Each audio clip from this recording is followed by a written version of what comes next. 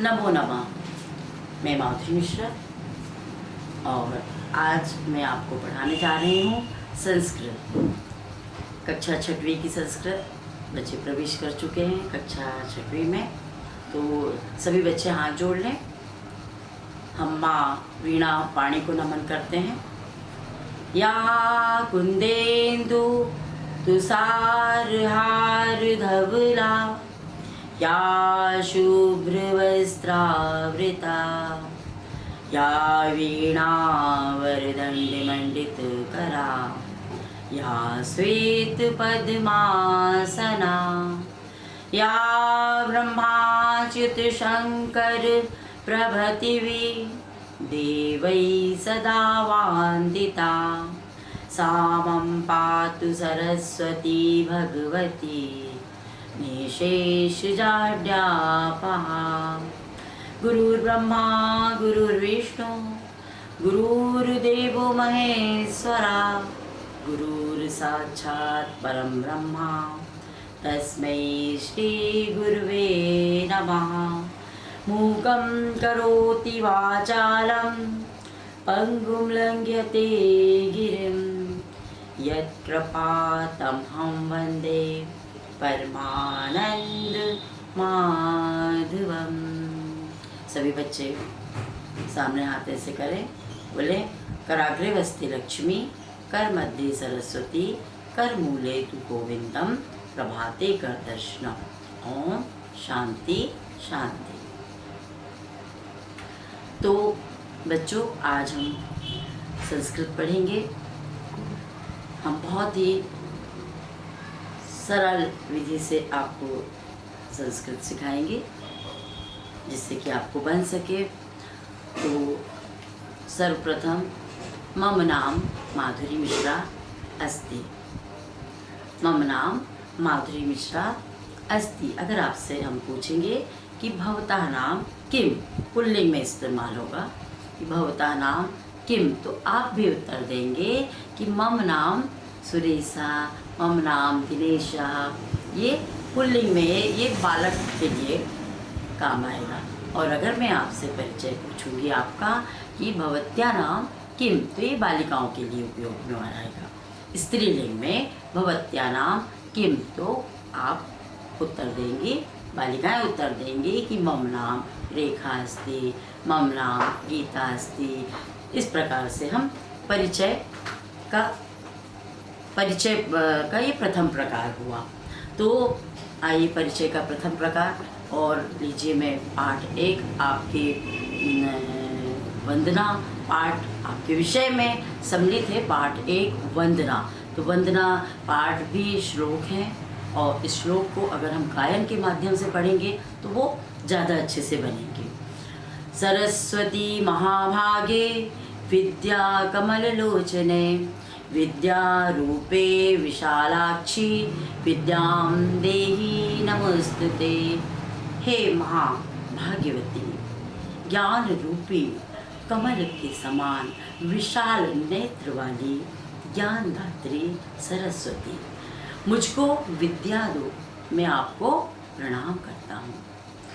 अस्तो मा सद्गमय तमसो मा ज्योतिर्गमय मृत्युर्मामृतं गमय। हे ईश्वर, मुझे बुराई से अच्छाई की ओर ले चलो, अंधकार से प्रकाश की ओर ले चलो, मृत्यु से अमृत की ओर ले चलो। शारदा शारदं भोजवदना वदना मुझे सर्वदा सर्वदास्माकं सानिध्यं सानिध्यं क्रियात्। शरत काल में उत्पन्न कमल के समान मुख वाली और सब मनोरथों को पूर्ण करने वाली शारदा सब संपत्तियों के साथ मेरे सुख में सदा निवास करे। माँ से हम यही प्रार्थना करते हैं। और संस्कृत भाषा, तो सभी बच्चे संस्कृत भाषा से आज परिचित होंगे। संस्कृत सारी भाषाओं की जननी है। सारी भाषाओं की उत्पत्ति संस्कृत भाषा से हुई है।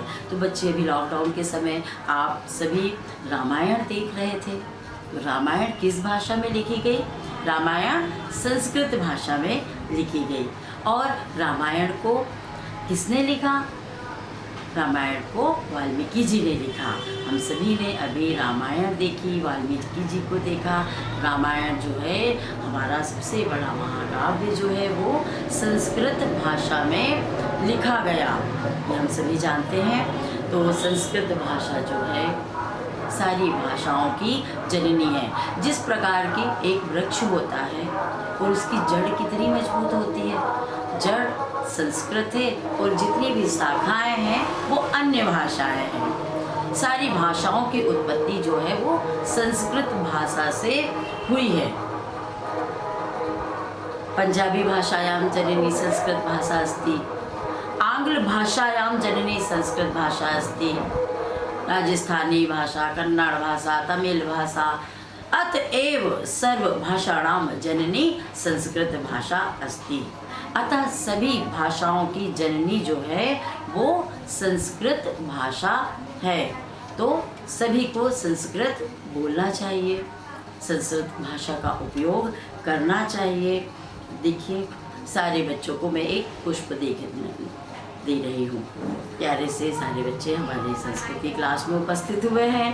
और एषा का अस्ति, एषा पुष्पम अस्ति, ये क्या है? फूल है ना। देखिए मेरे पास में एक चश्मा रखा हुआ है जिसको हम कहेंगे उपनेत्रम। क्या बोलेंगे? उपनेत्रम। एषा का अस्ति, देखो मैं उपनेत्रम धार्यति मम, है ना। तो एषा का अस्ति, एषा उपनेत्रम अस्ति। और मेरे पास में ये घड़ी रखी हुई है। तो देखो एषा का अस्ति, ये क्या है? घड़ी को क्या बोलेंगे संस्कृत में? एषा घटिका अस्ति, एषा घटिका अस्ति। तो सभी बच्चे छोटे से उदाहरण के माध्यम से हम समझ गए होंगे कि हम घड़ी को घटिका बोलते हैं, चश्मे को उपनेत्रम बोलते हैं और फूल को पुष्पम बोलते हैं। मेरे पास एक किताब भी रखी हुई है, एषा का अस्ति, एषा पुस्तकम अस्ति, ये पुस्तक है ना। तो आइए हम एक गीत के माध्यम से सभी को जागृत करते हैं। और आज जो मैं ये गीत सिखाऊंगी, अभी 2-3 लाइन सिखाऊंगी आपको, आगे वाले कक्षा में और सिखाऊंगी, आगे वाले पीरियड में और सिखाऊंगी मैं आपको। अभी जितना आप सीख सकते हैं इस कालखंड में सीखिए और अपने अभिभावकों को सुनाइएगा गा के। बोलिए, कालिदासः जने जने कंठे कंठे संस्कृतं, सरला भाषा मधुरा भाषा दिव्या भाषा संस्कृतं। कालिदासः जने जने कंठे कंठे संस्कृतम। तो हमारे संस्कृत के ज्ञाता जो हैं, महाकवि जो हैं, कालिदास जी हैं ना। तो कालिदासा जने जने, कालिदास जी ने जन जन में संस्कृत को पहुंचाया है, कंठ कंठ में संस्कृत को पहुंचाया है। बोलिए, संस्कृतम संस्कृतम संस्कृतम संस्कृतम, संस्कृतम में प्रियम भारतम में प्रियम, संस्कृते सन्ति वेदा पुराणानि च, संस्कृते चास्ति गीतं महाभारतम्। संस्कृतं संस्कृतं संस्कृतं संस्कृतं, संस्कृतं मे प्रियं भारतं मे प्रियं, संस्कृतं संस्कृतं संस्कृतं संस्कृतं, संस्कृतं मे प्रियं भारतं मे प्रियं, संस्कृते सन्ति वेदा पुराणानि च, संस्कृते चास्ति गीतं महाभारतम्। संस्कृतं संस्कृतं संस्कृतं संस्कृतं, संस्कृतं मे प्रियं भारतं मे प्रियं। तो बच्चों, गीत के माध्यम से आप सभी जागृत हुए। अच्छा लगा ना संस्कृत में गीत पढ़ना? आप हिंदी में पढ़ते हो है ना, इंग्लिश में बोलते हो पोएम, लेकिन संस्कृत में हम प्रतिदिन सीखा करेंगे। ठीक है, चलिए हमें एक प्यारी सी कहानी पाठ के अंतर्गत आई है, पाठ 2 है ना, त्रषिता का कहा। मैं आपको समझाने जा रही हूँ है ना। मैंने कौवा जो है बहुत प्यासा था, प्यासा कौवा, बहुत पुरानी कहानी है। आप सबके दादा दादी नाना नानी इन सबको पता है, और आपको बीच बीच में उन्होंने ये कहानी सुनाई भी होगी, कौवे की कहानी है ना। चलिए मैं आपको संस्कृत के माध्यम से सुनाती हूँ। एक कहा काका अस्ति, एक कौवा था। कौन था एक बच्चों? कौवा था। सह बहुत तृषिता, वह बहुत प्यासा था। सह जलार्थम भ्रमति, वह जलाशय में क्या कर रहा था? भ्रमति, भ्रमति का अर्थ होता है घूम रहा था। क्या कर रहा था बच्चों? घूम रहा था। तदा ग्रीष्म काला, तदा ग्रीष्म काला, तब गर्मी की, वहाँ तब गर्मी की ऋतु थी, बहुत ज़्यादा उसको गर्मी लग रही थी है ना। कुत्रापि जलम नास्ति, कहीं पर भी जल नहीं था। एका काका अस्ति, एक कौवा था। सा बहुत तृषिता, वह बहुत क्या था? प्यासा था है ना। सा जलार्थम भ्रमति, वह जलाशय में घूम रहा था। वह जलाशय की तलाश में, कहाँ मुझे पानी मिल जाए है ना। तदा ग्रीष्म काला, तब गर्मी की वहाँ ऋतु थी। कुत्रापि जलम नास्ति, जल नहीं मिल रहा था। काका कष्टेन बहु दूरम गच्छति, कौवा कष्ट के साथ बहुत दूर निकल गया। तत्र सह एकम घटम पश्यति, तब उसने एक किसको देखा? घटम पश्यति, अर्थात मटके को देखा। मटका सभी के घर में है ना। अभी आप लोग गर्मी के समय में पानी पीते होगे मटके का है ना, तो वही मटका। तत्र सह एकम घटम पश्यति, तब उसने एक मटके को देखा। काका अतीव संतुष्टा भवति, कौवे को बहुत अधिक क्या मिला? संतोष मिला। काका अतीव संतुष्टा भवति, कौवे को बहुत अधिक संतोष हुआ कि मुझे क्या मिल गया है? मटका मिल गया है। किंतु घटे स्वल्पम एव जलम अस्ति, लेकिन घड़े में जो था वो पानी जो था बहुत ही क्या था? स्वल्प, कम था, पानी बहुत कम था उसमें। जलम कथम पिबती, बेचारा क्या सोचने लगा? ये सोचने लगा कि अब मैं जल कैसे पीऊँ? इति काका चिंत्यति, इसलिए कौवा क्या हो गया? बहुत चिंतित हो गया और बहुत ज़्यादा विचार करने लगा कि अब मैं कैसे पानी पीऊँ? पानी तो दिख रहा है लेकिन वो पी नहीं पा रहा है कि नहीं?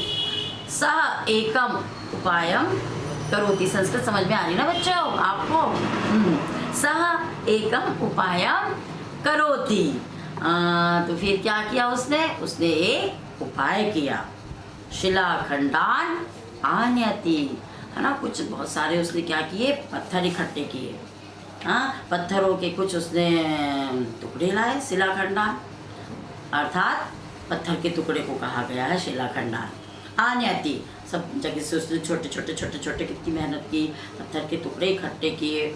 घटे पूर्यति, है ना, घड़े को वो क्या करने लगा? पूरने लगा।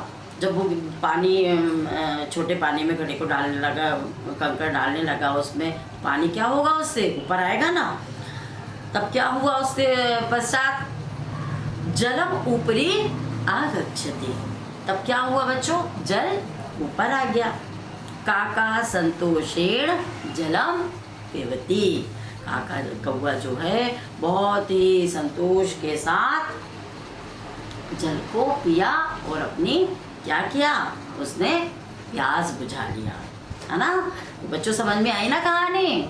हाँ, तो इसी प्रकार आप और भी समझते जाएंगे। चलिए हमारे और फलों के नामों का अभ्यास प्रत्येक बच्चे घर पर करेंगे। आम इस समय आ रहे हैं, आप सभी बच्चे आम खा रहे हैं। संस्कृत में हम आम को क्या बोलेंगे? आम्र फलम। क्या बोलेंगे? आम्र फलम। नाशपाती को बोलेंगे हम अमृत फल। अमृत फल नाशपाती को हम बोलते हैं, है ना। अमृत फलम बोलेंगे। अंजीर को अंजार, द्राक्षा को अंगूर, सेवम को सेब, जम्बू फलम इसको बोलेंगे हम। अभी जामुन आ रही है हमारे यहाँ पे गर्मी के सीजन में, तो जम्बू फलम। दाड़िम अनार को बोलते हैं। करकंदू बेर को बोलते हैं। मातुलंग मौसम्बी को बोलते हैं। लीचिका लीची, कालिंद तरबूज। तो अभी सारे बच्चों ने इतने सारे नामों का अध्ययन किया, इसका पुनरावलोकन आप घर पर करें। धन्यवाद।